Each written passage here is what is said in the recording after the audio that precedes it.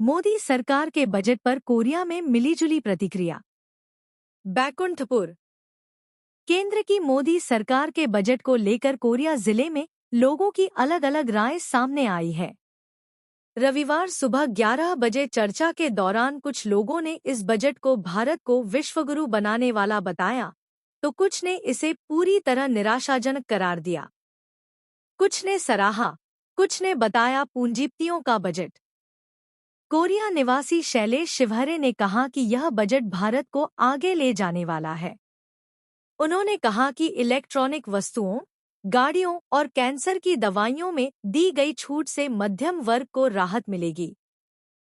वहीं income tax का दायरा बढ़ाकर 12 लाख करने से भी करदाताओं को फायदा होगा। वहीं बैकुंठपुर निवासी प्रदीप गुप्ता ने इस बजट को पूंजीपतियों के लिए फायदेमंद बताया। उन्होंने कहा कि यह बजट किसानों को ठगने वाला है। इलेक्ट्रॉनिक सामानों के दाम भले ही तय किए गए हैं, लेकिन इसका सीधा लाभ सिर्फ उद्योगपतियों को मिलेगा। बैकुंठपुर के ही घनश्याम साहू ने इस बजट को गरीब और मध्यम वर्ग के हित में बताया। उन्होंने कहा कि सरकार ने ऐसी नीतियां बनाई हैं जिससे आम जनता को राहत मिलेगी। जनता में जारी है चर्चा। मोदी सरकार के इस बजट पर लोगों की अलग अलग राय बनी हुई है।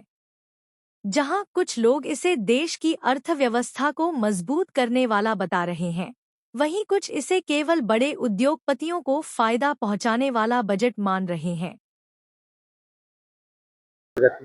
इस बजट में आप इस देश के समग्र विकास का बजट है और इस देश के किसान, युवा और इस देश के जो मध्यम वर्ग जो सबसे ज्यादा टैक्स देते थे, आज वो सबसे ज्यादा खुश हैं क्योंकि 12 लाख रुपए तक पे कोई टैक्स नहीं है। कैंसर की दवाइयां बहुत महंगी आती थी, उनमें छूट दिया गया है। और इलेक्ट्रॉनिक की गाड़ियां, जिससे प्रदूषण भी कम होगा, इलेक्ट्रॉनिक की गाड़ियों में छूट दिया गया है। हमारे टीवी, मोबाइल ये सब भी लोगों को उचित दामों पर मिलेंगे। और आने वाले समय में हमारा भारतवर्ष, ये जो मोदी जी का तीसरे कार्यकाल का पहला बजट है, निश्चित रूप से निर्मला सीतारमण जी ने भारत को विश्व का सिरमौर बनाने का बजट पेश किया है। मैं बहुत बहुत बधाई, शुभकामनाएं देता हूँ। मोदी जी की तीसरे कार्यकाल की बहुत ही अच्छा बजट है। ये मतलब मध्य वर्ग के लिए, सबके लिए बहुत ही अच्छा बजट पेश किया गया है। मतलब गरीब आदमी को या आम आदमी को फायदेमंद बजट है। देखिए, ये जो बजट है निराशाजनक बजट है। उद्योगपतियों को बढ़ावा देने वाला बजट है।